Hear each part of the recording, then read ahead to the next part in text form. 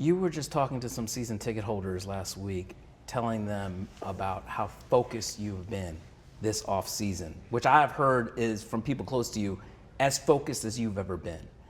At 32, why is this off season? Why is this coming season so important to you? Why was it important for you to have such a good off season? Well,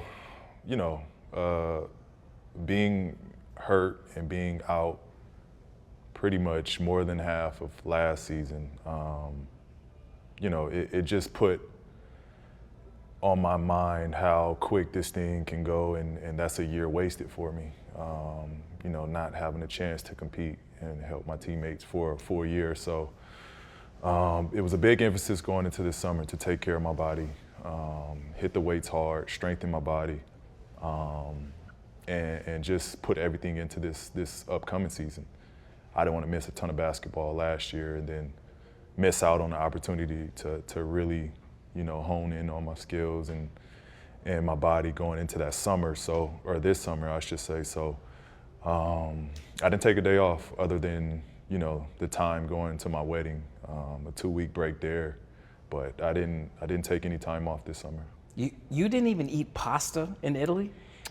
I ate a little bit. I don't want that rumor to go around that I didn't eat pasta, but because I was so locked in and so in tune with the work that I put into going before getting to Italy, I put a ton of work in that I didn't want it to go to waste and gain extra weight, and so I was very conservative on what I ate. Now I came back and I didn't gain any weight, so I was mad at myself for not eating more pasta, but it's just how locked in I am this summer. Why so locked in? What is driving you this offseason compared to others? A window, the opportunity, the team. Steve invested so much into this group that it's my duty. It's my duty to invest everything right back to him. Understand this opportunity we got at Windows is shrinking, and not a lot of teams can say, before a season start that they have a chance to win it. And I don't want to miss out on that chance. Has this, it was here in Las Vegas 4 years ago that you and Kawhi really sent tremors through not only Las Vegas, but through the entire NBA when you guys joined forces. And then you and I were on that catamaran in Hawaii. You talked about your goals returning back to LA, kind of taking the Clippers places they've never been and changing the narrative around them. What have the last 4 seasons been like for you and Kawhi? I mean, as far as what your expectations were when you guys signed up together and where you guys have been able to go? Yeah, I mean, I think honestly, we haven't quite gotten that opportunity to go out and do what we came here to do. We had a great start my first year here. And then, COVID hit. That was a setback for us. Then the next year, we had a great run. Looked like we were gaining steam. Kawhi goes down, another missed opportunity. And then last year, we knew what to expect. We weren't going to rush his process. We wanted to play and compete and give ourselves the best chance, but I get hurt and was unable to help the team. Who knows where we go? Might not have won it. We were fine with that. We were going to take the steps to get better as a team, knowing that Kawhi was returning this year. And now you have it this year. The stage is set for us. This is what we came together for, and we got a chance to do it. Are you guys feeling the expectations? Been a lot. Vegas has you as one of the favorites to win it all. You guys have probably the deepest team in the NBA. Kawhi coming back. Do you guys feel those expectations and pressure to kind of deliver? Absolutely. But it's good pressure. I think there's nothing to shy away from. It's nothing to be afraid of. It's good pressure. Not a lot of teams, like I said, in preseason have that expectation that they're going to win it. For us, that's a blessing. Like, to have a team that we have, the depth, the versatility. I think not a lot of teams, have what we have over here in our locker room. So it's good pressure. We'll take that pressure. It's been a while since you and Kawhi played together on the floor. I mean, that Game 4, second round against Utah, Nick Batum said after Kawhi went down, you really stepped up, reminded people of who you are. How do you keep that best version of you and then with Kawhi coming back again? Because, I mean, does it feel like you and Kawhi have had a lot of games under your belt together, or does it feel like you guys are still kind of finding each other when you guys are playing together? I think we both are very complementary off each other. We both can play any style. We can play off the ball, on the ball. You put us on the floor, we'll figure it out. It's no egos. He's a willing passer. I'm a willing passer. He's a playmaker. I'm a playmaker. So we mesh really well on the court, regardless of how much time we get on the court or not. So that's never been an issue, and I think that's why we work so well. But it will be great to rack more minutes together on the court together, and really start to see the same things. So we're just flowing. The game should just be flowing when we're on the court, whether I'm on and he's off, or he's on and I'm off, or we're on the floor at the same time. Like we should really have a good, gauge on where we're at all times. So it's great to finally have him back, be able to play some minutes with him, and just grow game by game. How has he looked from what you've seen, not only in the offseason, but early on in camp? Yeah, I mean, he looks great. He looks like himself. It's funny being in that situation and knowing, dealing with my leg injury and being mindful of when you're out, you take it for granted how much the joy that this game brings. And you can see it when he's on the floor in warm-ups, when he's getting ready. He's like a kid on the court, just dribbling around. He's like, he has that excitement to play basketball again. And that's scary, I know, for me. It was a scary sight for people when I had that excitement of being on the court and getting to play again. It was like a rebirth of a person. And that's how he looks. He looks sharp, he looks, explosive, he's quick. He's gotten bigger, he's stronger, he's ready. Stronger Kawhi sounds scary. It's scary. It's scary. I mean, he's already been a broad guy, big shoulders, and he's put more muscle on. So it's a scary matchup for anyone that has to guard him. How have you guys stayed connected, even with the injuries? How have you guys been able to stay connected off the court? Even like on road trips last season, you guys did travel together a couple times. How did you guys kind of try to make sure to keep whatever you guys had going in Utah, to kind of keep it together, even though you guys weren't on the court together? Yeah, it was natural. It was natural. We're both gamers. We love, being able to watch and analyze and see what went wrong, what we could have did, what players on the court could have did, how guys are guarding. Like we're both gamers, and we love to sit and watch and just kind of put ourselves out there and see what we would have done differently or what we could have done in that moment. So we talk a lot on that situation, but it just came natural. We like I say, we get along, we talk, we communicate, and through that process, we had a lot of young guys playing. So we wanted to be there for them, be there, show our support for them. So I mean, everything was easy. It just flowed. It's been described to me that you have stepped up as more of a leader this offseason, this summer. You helped organize outings almost like a mini camp, right, in Santa Barbara and San Diego. Was that your idea? Was that Kawhi's idea? I even heard that you even paid for expenses for some of your teammates. Why? I thought it was just important for us to stay connected this summer. More than anything, I wanted us just to see each other, be able to talk, communicate, laugh, just be together. I know in summer everybody goes their separate directions, but I wanted guys just to come together and just be one throughout the summer from time to time, check in, and we did that. We got a chance to get on the court, iron out whatever wrinkles we had going into the season, kind of, see that early, see what we look like early. We had new additions like Norm and Rocco, and now John. We wanted to, get them feeling comfortable and very much a part of the team. So I thought it was just important that we get together, and took care of the young guys, make sure that they didn't have to spend a dime. But I think it's just, building that chemistry early, and we want to hit the road running when the season starts and get after it early. Feels like, correct me if I'm wrong, you don't want to leave any stone unturned. Like, what did you learn from all your years as a Clipper, starting with, the bubble, to even when you guys went to the Western Conference Championship, to last season not having you, Kawhi, but what have you learned as a leader that you really want to apply this season so that there's like nothing you guys miss, so that when you guys do hit that playoffs, you guys have all cylinders running? I think it's just culture. And that culture started well before I got here. When Pat, Lou, that team, they had a culture, and that culture was just a brotherhood.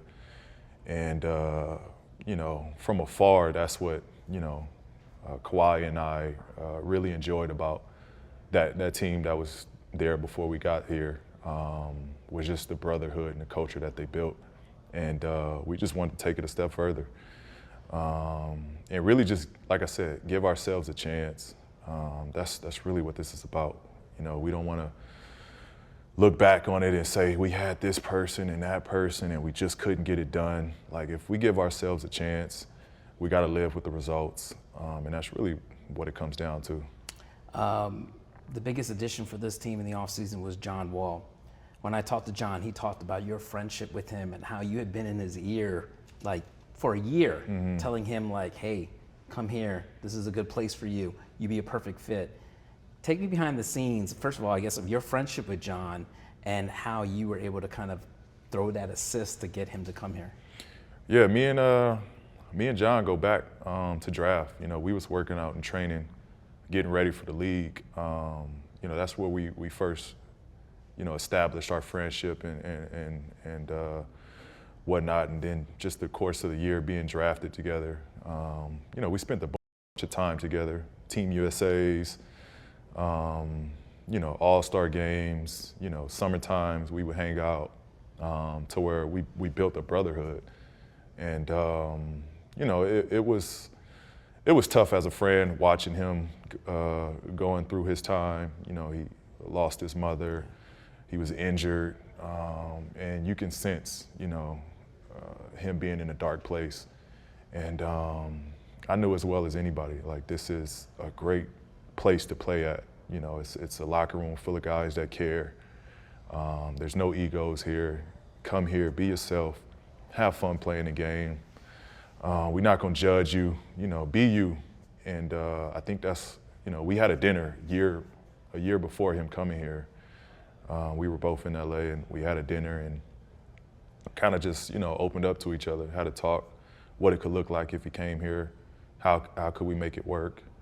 And we were fortunate to make it happen. He's here, he's been special. It's definitely a position or a play style that fits well with what we're trying to do. And we've been more than happy to have him on the court with us. He was very open about all the things he went through. Called it was the darkest period of his life that he went through, losing his mom, his grandmother, going through the injuries. You've been very open and brave in coming out and saying that you were going through a dark time in the bubble too. How did you help him perhaps try to get through that period in his life? I think, I think just being relatable. That we all, we all going through stuff. We all go through things.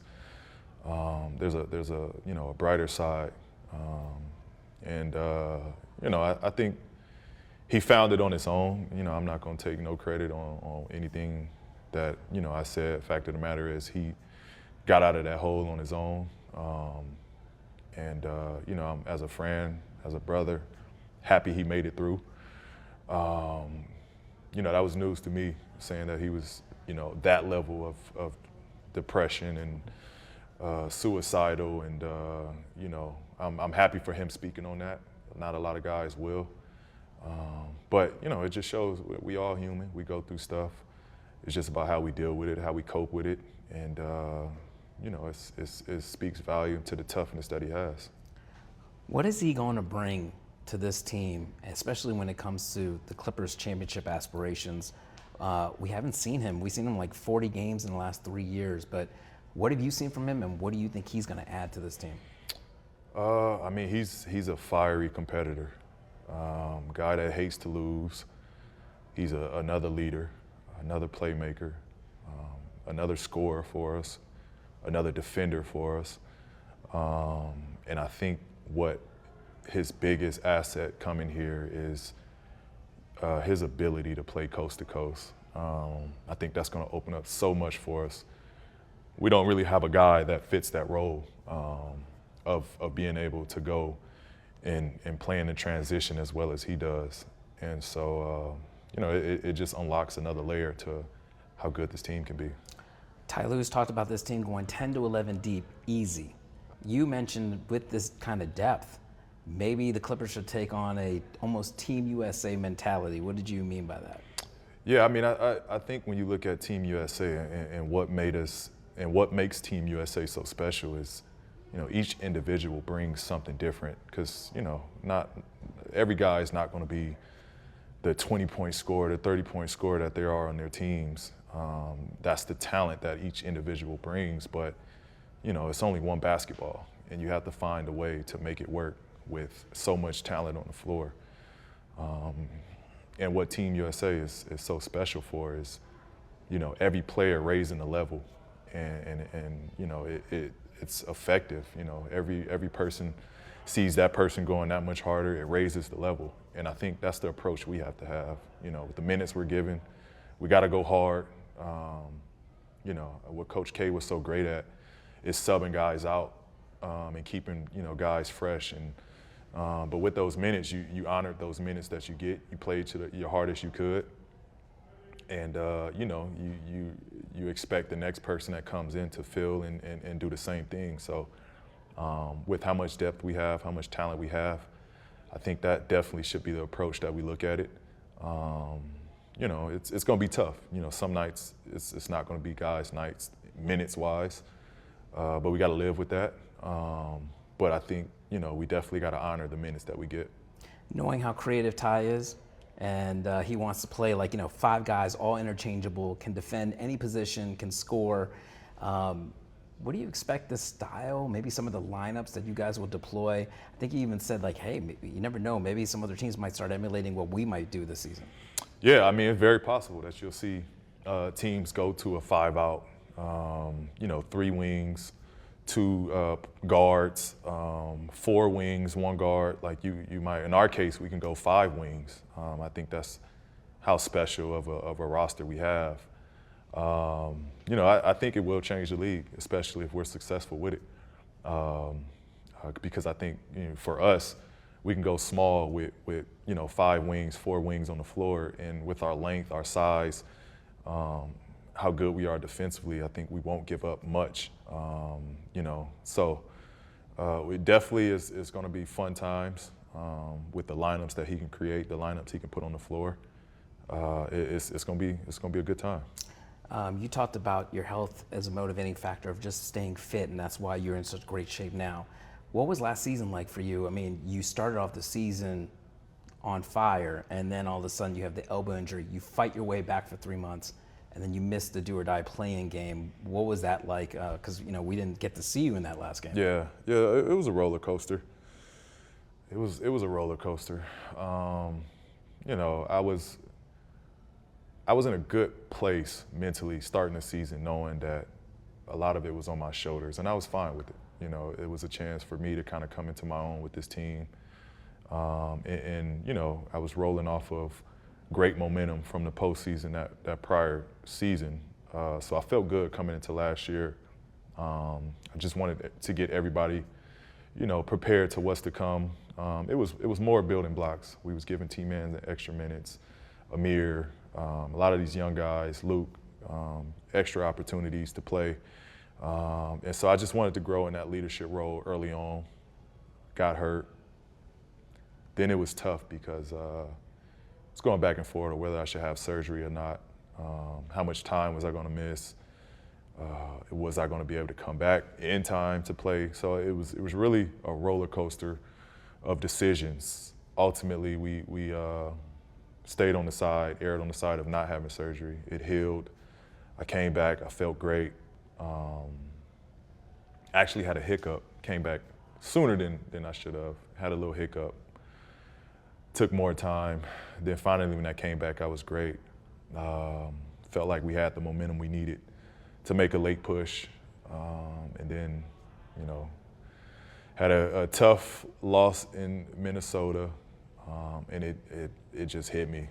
We got home late that night, probably like 4 in, and I'm thinking I'm just tired from, you know, late game, getting in late, but, you know, it just, I feel like I just got hit with, you know, a bunch of rocks and, you know, was just out of it, and got tested and had COVID.